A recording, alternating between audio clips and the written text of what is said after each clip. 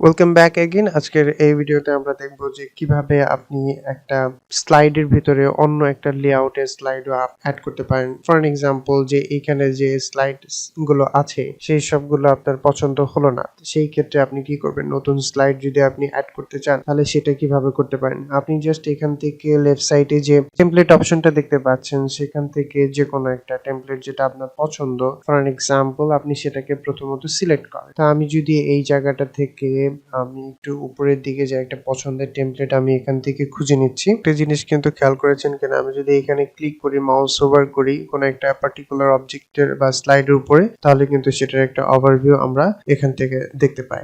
তো এখান থেকে আপনি দেখে কোন টেমপ্লেটার পছন্দ হয় সেটা আপনি এখান থেকে চুজ করতে পারবেন। সো আমি একটু দেখে নিচ্ছি যে আমার সাথে যায়, এই স্লাইডের সাথে যায় এরকম কিছু স্টোরি। ফর এক্সাম্পল, আমি এই স্লাইডের এই টেমপ্লেটটা যদি সিলেক্ট করি, এই টেমপ্লেটের যেমন আমার পয়েন্ট গুলো খুব প্রয়োজন, যে পয়েন্ট আকারে দেখাবে এরকম একটা স্লাইড দরকার। সো আমি এখানে যদি ক্লিক করি এখানে প্লাস আইকনটাতে, তাহলে আমার add as a new page, replace the as a new page হিসেবে আমি অ্যাড করতে যাচ্ছি। তাহলে এটা কিন্তু আমার এই জায়গাটাতে চলে আসলো। এবার আমি হচ্ছে এখানে আমার কন্টেন্টস গুলো, যে এই স্লাইডটাতে আসলে এই কোর্সটাতে আমি কি কি বিষয় পড়াবো সেই কন্টেন্টস গুলো কিন্তু আমি এখানে এখন নিয়ে চলে আসতে পারবো। আইদার আমার যদি এরকম কোনো পছন্দনীয় থাকে সেটাও আমি এখান থেকে নিয়ে চলে আসতে পারবো। সো আমি এই টেমপ্লেটটাই আমার খুব ভালো লাগতেছে। আমি এখান থেকে দেখেন, আমি জাস্ট লেফটে সিলেক্ট করে আমি এটাকে যদি লেফটের দিকে ড্র্যাগ করি তাহলে আমি কিন্তু স্লাইড গুলোকে অর্গানাইজও করতে পারবো। সো আপস এন্ড ডাউন করা পসিবল। সো আমি এই জায়গাটা থেকে যেহেতু আমার ফেসটা দিব আর এই জায়গায় আমার পয়েন্ট গুলো দেখাবে, সো এই জন্য আমি যেটা করব, এইখানে এই জায়গাটাতে আমি আমার কন্টেন্ট গুলোকে অ্যাড করে দেবো যে পয়েন্ট গুলো আমার দরকার। সো আমি এখন একটু টাইম ল্যাপস করে ফাস্ট ফরওয়ার্ড করে আপনাদেরকে দেখাচ্ছি।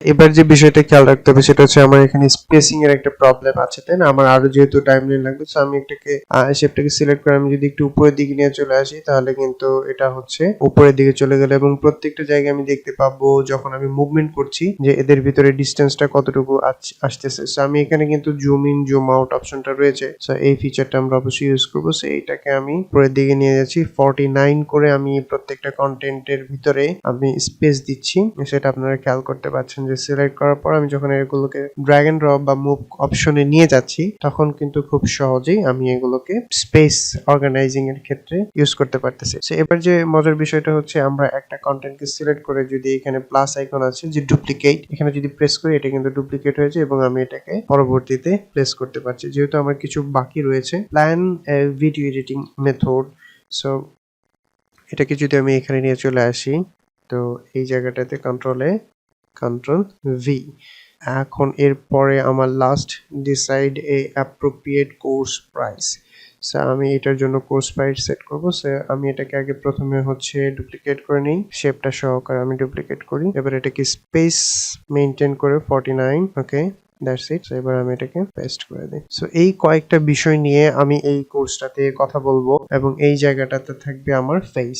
সো এই পর্যন্ত আমার তাহলে যে নতুন স্লাইড অর্গানাইজ করা এবং নিউ স্লাইড অ্যাড করা, এই পর্যন্ত ছিল এই ভিডিওটা। তাহলে আশা করি আপনাদের সবাই বুঝতে সুবিধা হয়েছে। যদি কোনো অসুবিধা থেকে থাকে তাহলে অবশ্যই সেটা কমেন্ট জানাবেন। I will try to reply as soon as possible.